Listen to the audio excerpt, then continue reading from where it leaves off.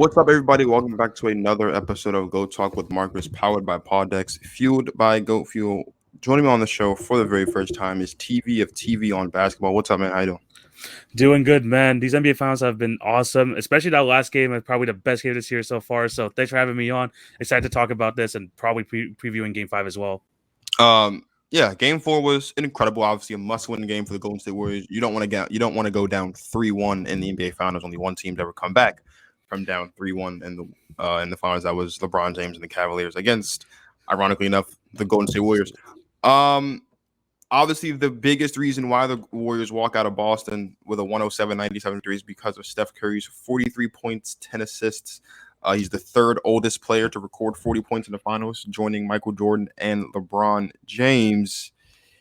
If the Warriors win this series, they go on to win this series, whether it's in 6 or 7, does this game solidify Steph as an all-time top 10 player in the NBA history if he's not there for you already? For the last couple of years, Steph Curry has been legitimately right outside my top 10 players all time. And if he does win this championship, I really don't think that'll change anything. Maybe it's another one after this, possibly. But right now, I think he's just showing us what we've known for this entire time. This guy's an absolute playoff performer. Even though he has no finals MVPs to his name, we know that he performs in the finals, averaging basically 27 points a game, over 40% shooting from the three. He just does what he does. It's not like he drops off from the regular season to the finals. Him not being a fast performer is just a whole lot of bullcrap. It's not really a thing, let's be honest. And he's proving it here. I mean, when the Warriors needed him the most, when they needed the offense because he wasn't getting any other shot creation from anyone else in this game. I mean, pull off the bench 14 points, that's really nothing. But it was Steph Curry, inside, outside, just taking everyone off the dribble, getting any shot he wanted, and it was just a masterful performance. I've seen him drop almost 50 on my Toronto Raptors in 2019, but even still then, that was like a double-digit loss still for the Warriors because they basically had no one else on the court. Here, they needed every single bucket. He was absolutely on fire, and I honestly believe, I mean, what we just watched there in Game 4 was probably his best finals performance of his career. And it was just an absolute joy to watch. It was basically everything we've seen Steph Curry throughout the years, all encapsulated in this one game. It was such a fun game, man. It was great to see like an all-time great play at basically his peak level. This was the game we thought we were getting in Game 1. Right, he comes out Game 1, goes 21 points in the first quarter, and then kind of simmers off. He does finish with 34 points in the Game 1, but it didn't feel like a 34-point game because he only had 13 points across the last 3 quarters and was like 5 of 13 from the field. But this was the game that we thought we were going to get in Game 1, and you kind of like, wow, if Steph Curry in a loss was there and kind of lost it, this might be it for the Warriors. And here we are now in Game 4 on the road, must win. And they get the job done yet again. Neither of these teams have yet to lose back-to-back games. And if that stays true, that would mean that Boston would win this series in 7 if that stays true. We'll talk about that a little bit later. Let's talk about Draymond Green for a second. Yeah. Draymond Green has been playing horrendous basketball. Despite that, in 32 minutes in Game 4, he had 2 points, 9 boards, 8 assists, 4 steals. I guess you could say that was his best game of the series. I guess the last 2 minutes of Game 4 was probably the best we've seen Draymond Green's entire series. I think he had like a 100%. couple of rebounds, like a key assist to Kevon Looney. That's probably his best, like the best we've seen him in, at least in this entire finals. Here's the thing that is, I think, this is what stands out to me the most, and I don't harp on box plus minus. I really don't, but it is something worth looking at. If you look at it in Game 1. When Boston wins 120-108, Draymond Green's box plus minus was -1, which means that Boston outscored the Warriors by 1 point when Draymond Green was on the floor. In Game 2 in the win, Draymond was +7. In the Game 3 loss, I believe Draymond was, in the Game 3 loss, Draymond was -13, which was the worst of the series, and that's when they lost. And in Game 4, he was at a 0. There was no difference when Draymond Green was on or off the floor. To me, that's a problem. Yeah. Like, despite Steph going off for 43 and 10 and having the best finals game of his career, having a 0 on a Bucks minus for the guy that's supposed to be the fuel of the offense and facilitate and be the engine, that's problematic, is it not? Is that not? It is, and I think the good thing in this game, and I didn't think it was going to happen in the series, Steve Kerr pulled him midway through the fourth quarter when he Yeah. realized that the offense wasn't being generated. I mean, Draymond Green is the floor general. You mentioned it earlier. He is the fuel to that offense. But when he's not giving that and the defensive effort isn't there really is no reason having him on the court. And Steve Kerr noticed this, and you would think, someone with Draymond Green's Draymond Green's caliber, someone who has been with the team for basically a decade now, that Steve Kerr would just go with him no matter what because of the trust. But Steve Kerr knew like what was at stake. They knew if they lost this game that it would probably be over for them. So they added some more offense. They put Jordan Poole on the floor instead of Draymond Green and still had Kevon Looney in there. And that's when the offense started clicking. And then at times, I know at the end of the game, there was also that offense defense where he would sub out Draymond Green, like sub in Draymond Green for defense, sub him out during the offensive possessions. But I think Draymond Green understands more than anyone. It's about winning. If Steve Kerr thinks that was the best recipe to win, he trusts that. And he still, made a couple of big plays there at the end. So it wasn't all lost for him. But at the end of the day, he has to be better. Steve Kerr's not afraid. Now we've seen that Steve Kerr's not afraid to pull him. It can't get much worse than this, right? It can't get much worse. I would hope not. I mean, when you go minus 13 in the game, that's look, he's a 0 is better than a -1 and a minus 13, of course. Yeah. But when you're the engine of the offense or the facilitator, there should be a positive. You should have a positive impact on the game. Like your team should be outscoring the opponent when you're on the field, like or on the court. Yeah. And we say this all the time about Steph Curry. Steph Curry is the point guard of this team, but he's Westbrook, or this is a Chris Paul. Like when they post negative box minuses, we that becomes a whole thing. We're very quick to crucify them.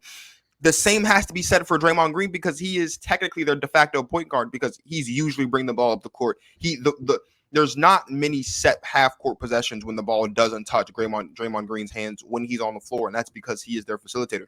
With that being said, though, we're tied 2-2. Just about all of these games, really, except for Game 4, have been a blowout.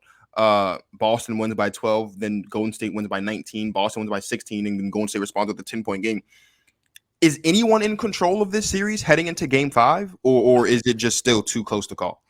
It is too close to call, and like you mentioned, this was finally a close game that we got from these two teams.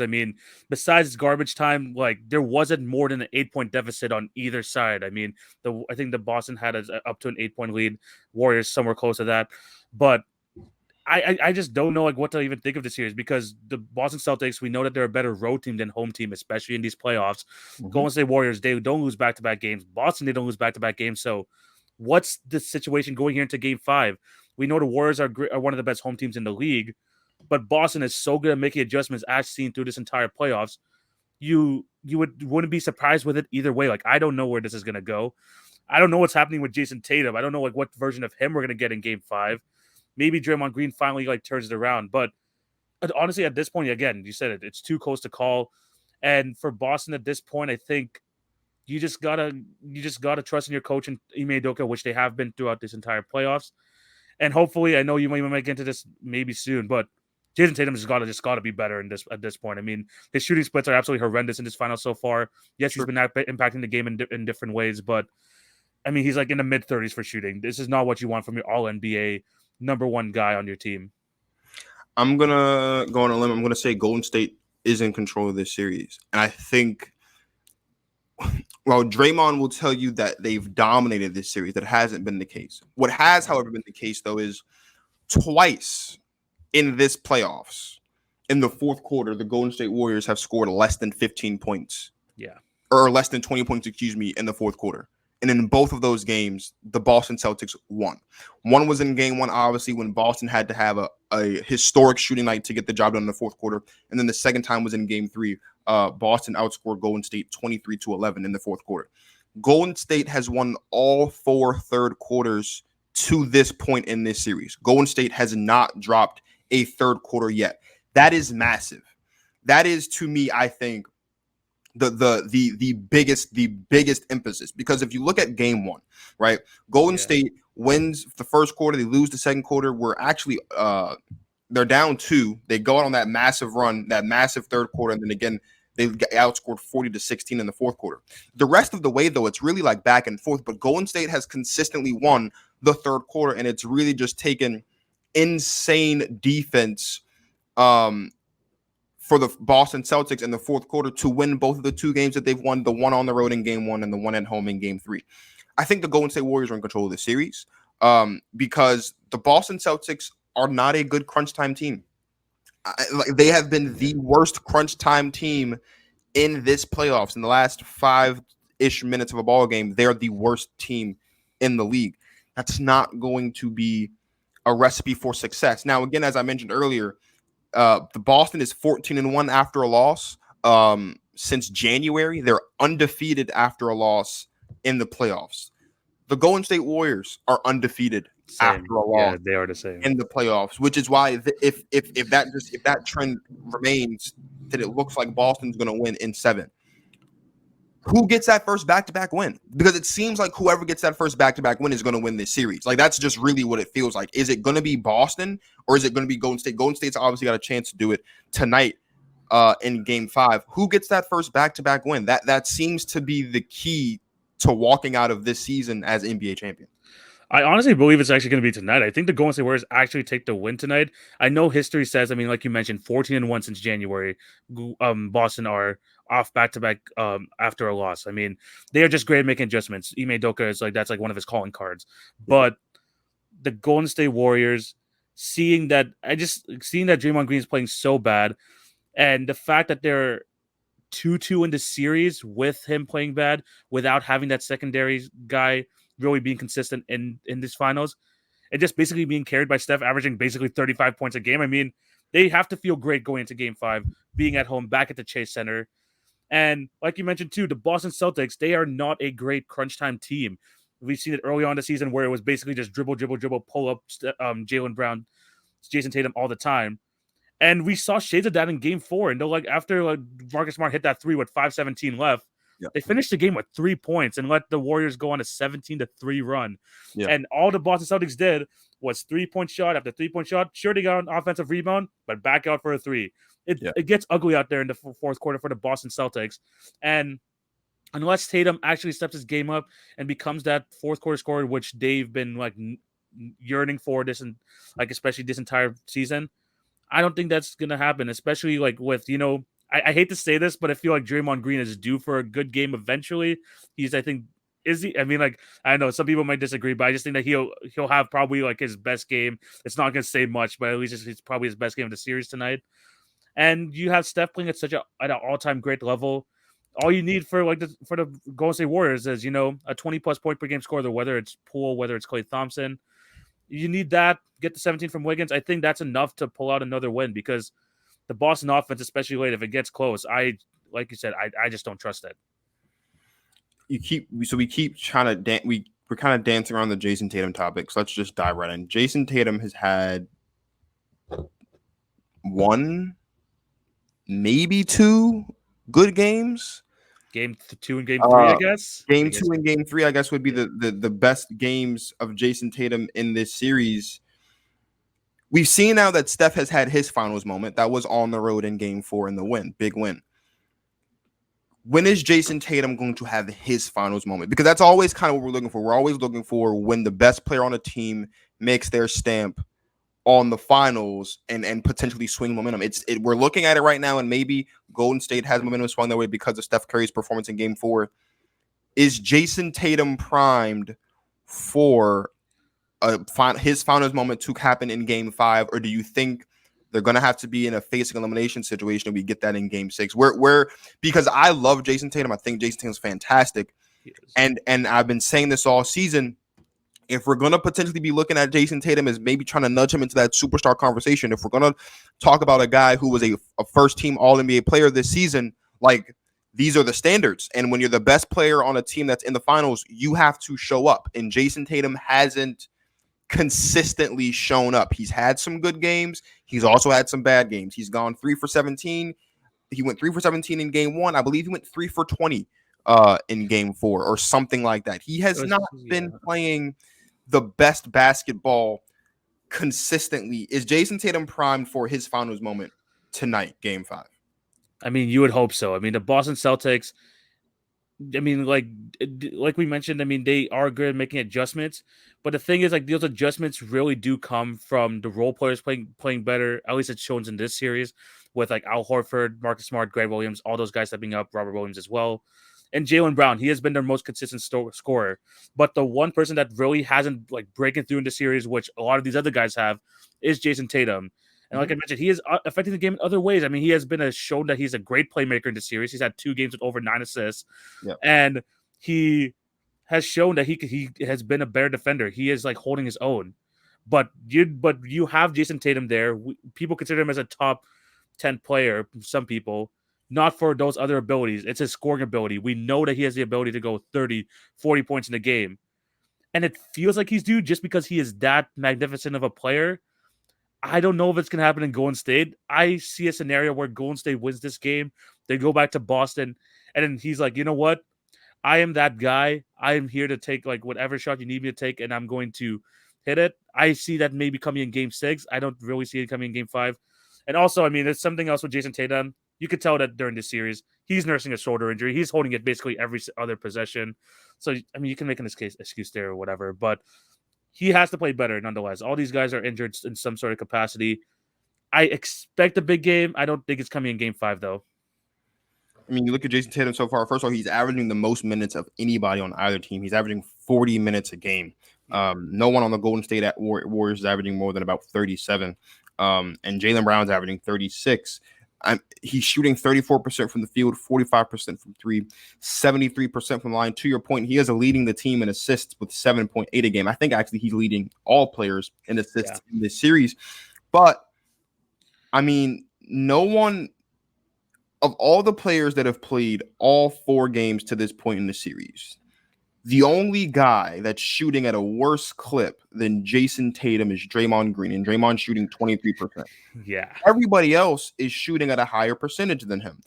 Peyton Pritchard's at 40%, Grant Williams at 54%, Robert Williams at 92%, Al Horford's at 59%, Derek White's at 38%. Granted, you know, Peyton Pritchard takes like 4 shots a game, and Grant Williams takes about 3 shots a game. But still, like, if you look at it, even if you look at just the players that are taking at least double-digit attempts, Derek White shooting 38, Marcus Smart shooting 44, Jaylen Brown's also shooting 44. You go up to the Warriors side of things, Steph shooting 50%, Clay shooting 36%, and we've been talking about Clay having an off series. We'll get to him in a second. Wiggins is shooting 43%, Jordan Poole is shooting 43%. Those are all the guys that are shooting double-digit shots a game, and Jayson Tatum's at 34%. I feel like Jayson Tatum is due. I definitely think he's due. I don't know if he's due in game 5. This is if Boston wins game 5, it's going to be the Jaylen Brown game, which is what we thought we were looking like we were getting in game 3 before Jayson Tatum kind of figured it out in the back half and they were able to kind of do the tandem thing and get it together. If Boston wins game 5, it's going to be the Jaylen Brown game. Is that do you think that's a fair assessment to make at this point? Because listen, love him, like whether you want to admit it or not, whether you think wherever you have Jaylen Brown ranked, obviously Jayson Tatum is the best player on the team, but there are people out there that think that maybe it's Jaylen Brown. Jaylen Brown in this series has been the best player on the ball. He has been. Shooting 44% from field, 36% from the 3, 80% from the line. He's got 7 boards, 4 assists. Like, he's been playing fantastic ball. And on top of that, aside from when you just look at the starters, he's got the highest box plus minus of all the starters across all teams at 5. So he's been the best player for Boston, second best player in this series. If they win game 5, is it going to be because it's the quote unquote Jaylen Brown game? I would think so. I would think that Jaylen Brown would be the one to kind of carry the offensive load in this game. And it's because at least in this series, he has shown me that his ability to drive in the lane has been better than it was in the conference finals throughout this entire playoffs. He has a tighter handle, and he just looks more confident, especially when shooting the 3 ball. I've seen him hit like step back 3s, side step 3s in this final series, and you could tell that he, like, although like you said, Jayson Tatum is the best player. Yeah, you know what? Like, people are gonna be like, hey, I'm still like 1B here. This is not going to be like a 1A. This is like a number 1, number 2 type situation. I could be a 1B, and Jaylen Brown has been showing that throughout these finals. He's been hitting difficult shot after difficult shot, and it's not like he's had like some like scrub defenders on him. It was either Klay Thompson and some possessions Draymond Green. Actually, for most possessions Draymond Green, especially in the last 2 games. Yeah, and Andrew Wiggins. I mean, like, this guy has been doing it against like the toughest competition, at least on the other side, and he is delivering. He has been their most consistent scorer. And if you ask Boston fans all over the place, they're like, give the ball to Jaylen Brown at the end of the games. Take it away from Jayson Tatum's hands. Yes. So you know that Jaylen Brown has the confidence of the fans, has the confidence of the players on his team. Mhm. I think that he is actually gonna go for 30 plus tonight. I think that if they are gonna win, he is going to be the guy to be able to hit those shots. And we've seen him go in bursts. I mean, he's had 2 games in this, I think 2 first quarters in the series where he's, I think, scored 13 points and Fantastic. then 17 Yeah. points in like another one of those games. So we know that he can go score in bunches. I think if anything, he's gonna be the one to go off tonight with a little bit of help, obviously, from like the role players as well. But if they're gonna win, Brown or Tatum have to go off, but I do think it's gonna be Brown. So Brown's obviously been the best player on the Celtics. We know that Steph's been the best player on either team so far this playoff, making 50% of his shots. On Golden State's side, you look at Klay Thompson, and we all recognize Klay Thompson's the second best player on this team, but he's been struggling. He has been struggling. He's been shooting 35% for the field, as I mentioned earlier. Andrew Wiggins, on the other hand, though, has kind of been the bright spot, as like he's been the second guy that you can rely on for Golden State outside of Steph Curry. He's been averaging right around 17 points per game. Who would you rather have at this point? We know that Klay is likely going to be primed for a big game. That's likely going to be Game 6 because we're getting a Game 6, and we know what Game 6 Klay is all about. We'll see if that rings true. But Andrew Wiggins, though, how would you grade Andrew Wiggins through 4 games? Because I'm on record as saying he's their best player as far as he's the only guy that is good offensively and defensively, right? You look at Steph and Klay; they're great offensively. Klay, I think, because of the 2 lower leg injuries, his defense is shot. And Steph's never been a good defender. You look at Jordan Poole; he can't stop a cold. Kevon Looney's a really solid defender. You can make an argument Kevon Looney's their best defender, maybe. Draymond Green's just been terrible on both sides of the ball all series, but Draymond Green's usually a solid defender. Not that you don't really rely on him that much for offensive production. We can just keep going down the list. But Andrew Wiggins is the one guy that you would give at least, I think, a B grade offensively and a B grade defensively just as his game. But in this series, he's been incredible on both sides of the ball. How are you grading Andrew Wiggins so far through 4 games? I mean, like I looked at actually this morning, I was looking at the NBA Finals MVP ladder. It had Steph, and then it went Jaylen Brown, Jayson Tatum, Klay Thompson, Andrew Wiggins. I'm moving Andrew Wiggins higher. I might even move him higher than Jayson Tatum at this point, just because he has been kind of the more steady force for the Golden State Warriors. Yes. Because, like you mentioned, his offensive game, you know he's going to get his 17 to 20 points a game. He had 1 11-point game, but he's going to get you his 17 to 20 points, through just getting to the paint. But what he is showing me in this series is that when Draymond Green is not giving you the hustle points, which he is known to giving you in the past, he's able to do so, which a lot of people have criticized him in the past. Like, where's the effort, Andrew Wiggins? We know that the talent's there. The effort just doesn't match the player or the talent of Andrew Wiggins. But in this series, you can see that he is willing to take the best player on the opposing team, whether it's Jaylen Brown or Jayson Tatum, depending on the night. And he showed in the last game, 16 rebounds. 16 rebounds. Like that was absolutely key for the Boston Celtics, for the Golden State Warriors, because the Celtics dominated that in game 3. So they needed to get someone to help steady themselves on the glass, and Andrew Wiggins was that. He also got some key offensive rebounds late in that game that led to putbacks in order to put the Boston Celtics away. He can he's due for a couple threes a game. He's the one who's gonna get you maybe around 45% from the field. I mean, he's been their second best player, and I'm not saying to discredit Klay Thompson or anything. Like you mentioned, his leg injury definitely affected his defense, and it was shown all season long. But Andrew Wiggins has been the more steady force. I know he was an all-star this season. Maybe he's not playing to that all-star caliber, but man, he is having an impact on these finals, and they honestly wouldn't be winning at least those 2 games without him. They needed him on both sides of the court just to alleviate a little bit of pressure off Steph Curry, and that's what he's been able to do. I don't want to be two-sided here. I want to listen. I'm sure I've got some friends that are listening to this and wondering where all the Andrew Wiggins is praised from. Listen, I don't care that Andrew Wiggins was an all-star this season because I've said several times that the only reason why Andrew Wiggins was an all-star was because Klay was hurt and a lot of other people in the Western Conference was hurt. I own that and I accept that. But here's the thing: this is a guy former number 1 overall pick in Cleveland. Obviously got traded. Once LeBron came back in that package, he got sent to Minnesota so they can get Kevin Love, and we know how that went for the Cleveland Cavaliers. But this is a guy that's always shown promise out of Kansas City, or out of Kansas when he played for the Jayhawks in college. But as you mentioned, the one thing he always lacked was where's the hustle and the dedication. It looks like he's finally got it, and he's finally found it, and he's the only guy on the team that's really found it. We talk about role players and we talk about X factors all the time throughout the course of these series from a game to game, series to series basis. Here we are again, another pivotal game.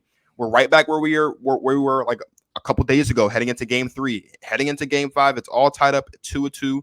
We know how crucial a win in game 5 is because you go up 3-2. Who's the X factor in this game for either side? The X factor in this game, in my opinion, is going to be Marcus Smart. For me, like Marcus Smart for the Boston Celtics has been giving you good like performances in terms of offensively. He's actually giving you like I think maybe like an 18-point game, a couple 18-point games, and a 20+ point game. Mm-hmm. But if I'm Marcus Smart, Steph Curry is not leaving my sight. He should be attached to him the entire time. I don't think you're going to be able to fully stop Steph Curry, but honestly, if we look back to the Raptors series back in 2019, ran a Bucks and one of them. You know what? Try that with Marcus Smart. Just have him chase him around the entire time. Maybe that'll kind of make Steph Curry think twice. Just because Steph Curry has been killing him the entire time, like you mentioned, 50% from the field. This guy is a freaking point guard. That's honestly just ridiculous percentages for someone at his position. But Marcus Smart, along with maybe giving them maybe a 15, 16 points, he needs to play well in the defensive end. And right now, Steph Curry is really their one true scoring option on the Golden State Warriors. I think Marcus Smart, test it out. Try to make the other guys beat you. Because right now, Steph Curry is beating you. I would say try to beat the other ones and just have Marcus Smart just attached to him, glued onto him the entire game. We've seen Fred VanVleet do it in the past.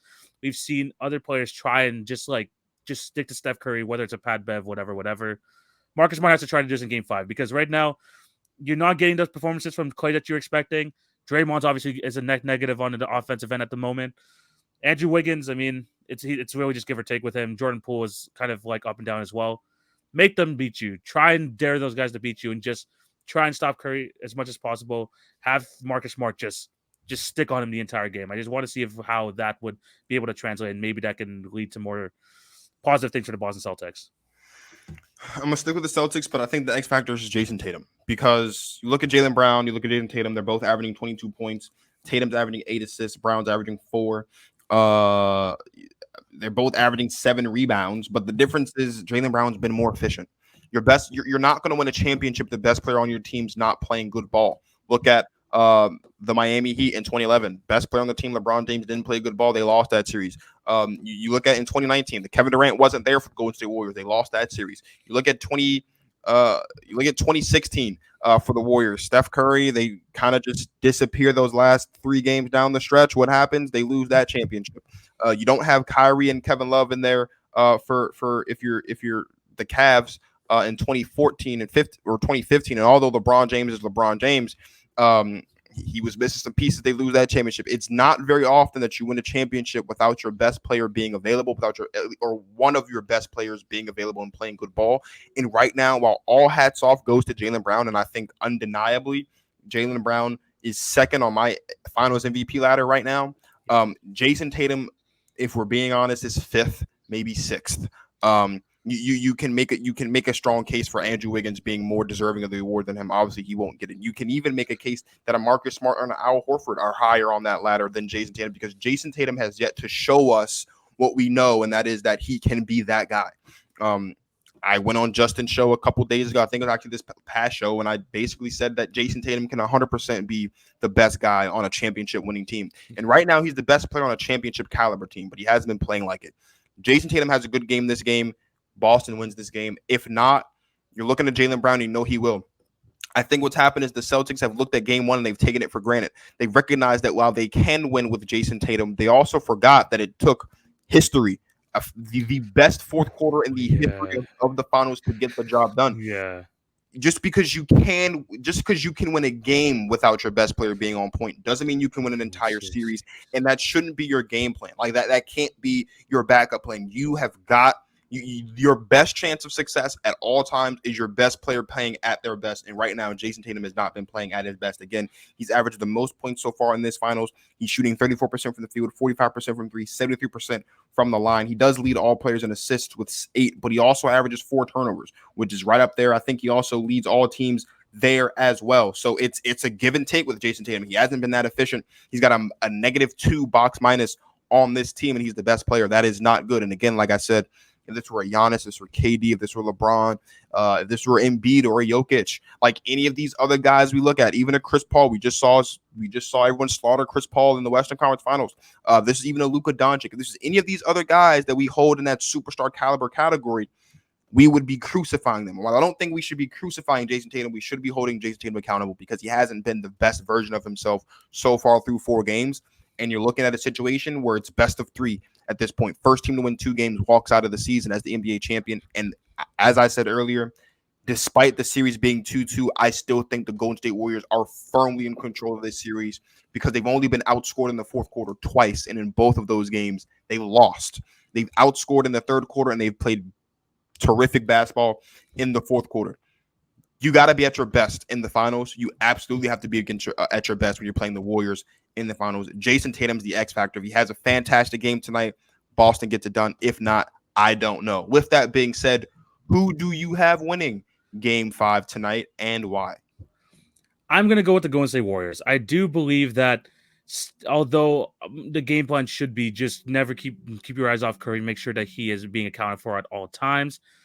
At this point, he is just like on a whole nother level. He is honestly a step above all these other guys right now, playing like honestly looking like one of the best players in the league. He is that guy. All the Golden State Warriors needs is a average game from Draymond. I'm not even saying like something exceptional. If he can play like near his averages, then that puts him in a really good position to win. I think that just can't get much better, can't get much worse for him. So I just hope that he gets better from here. You're gonna get what you get from Andrew Wiggins, but I do think that they're gonna get either a 20-point performance from either Clay or Jordan Poole, just to kind of take the pressure off Steph.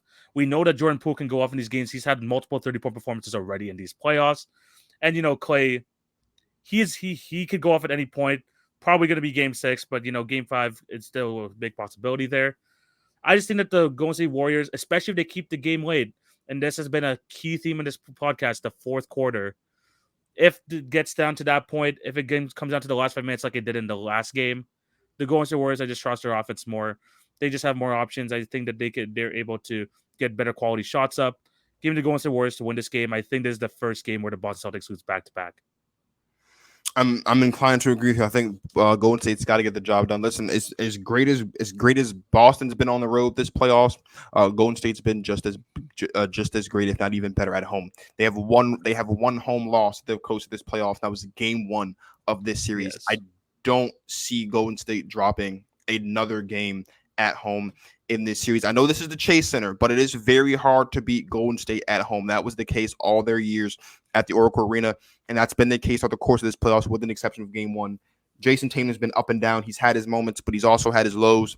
And while I would expect Jayson Tatum to bounce back in this game, because that's usually what he does, while I do expect the Boston Celtics to kind of bounce back in this game, I have the Warriors winning it. I think this is the first back-to-back loss for Boston since January, and it's the first back-to-back win for either team in this series, and that's going to be very, very, very, very crucial. Again, the two most important quarters are the first quarter and the third quarter. While Boston usually does well in the first quarter and has done well in the fourth quarter a couple times this series, all of that gets erased come third quarter time for the Golden State Warriors. And it is much easier said than done, but if Boston wants to win a game, they're probably going to have to beat Golden State in the third quarter, because That's not happening. Trying to shut them down in the fourth quarter, as we've seen, has only happened twice. I don't know how many more times Boston can rely on shutting down the Golden State Warriors completely in the fourth quarter. We will see, but I do have Golden State getting it done at home to take a 3-2 lead back into Boston for Game 6. With that being said, thank you, TV, for coming on the show. I know it's the very first time. It'll be the first of many. Please let everybody know where they can find you and all of your content. Of course, you can find me at TV on basketball, Twitter, Facebook, Instagram, and especially TikTok. I do record I do podcasts like maybe once or twice a week. Marcus is going to be joining the show this week, which is going to be absolutely fantastic. So definitely go check that out. But if you want to see like daily NBA content, especially from me, check out my TikTok. Trying to reach 1,000 followers. We're just eclipsed 750, so please follow there. If I reach 1,000, I'm definitely going to do more live. So show your support there. You can find me anywhere. And again, thank you, Market, for having me on the show. It was a pleasure to have you on the show for the first time. And yeah, I will be on TV show tomorrow to recap Game 5 and do some more finals talk. Not only that, we've got more football. I haven't forgotten. We've got a football episode dropping on Wednesday. We got a football episode dropping on Friday, and of course a Game 6 preview and recap just like this one ahead of Game 6 and maybe even Game 7 if we get there. So for TV on basketball, this is Marcus of Go Talk with Marcus signing off. Thank you guys for watching, and as always, you guys enjoy the rest of your life.